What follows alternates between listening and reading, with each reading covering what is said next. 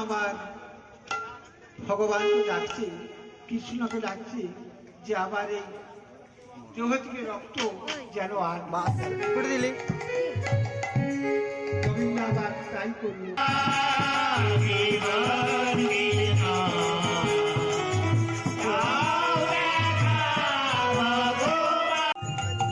স্বামী ও কথা বলো না, তুমি তো একবার গিয়েছিলে, আর তোমায় কেউ ভিক্ষে দিবে না। দেখি না আমি যাই, যদি আমি কিছু ভিক্ষে করতে পারি, যদি আমাদের ওই অতিথির সেবা করা যায়। ঘুম নাই বা দিল তো, ওকে আমি আশীর্বাদ করবো না? তাই তো আমি বলেছি যে ওর গাছ আর দ্বিগুণ এই বলে সেই পরিমা আমাদের বড়ই পিপাসা পেয়েছে,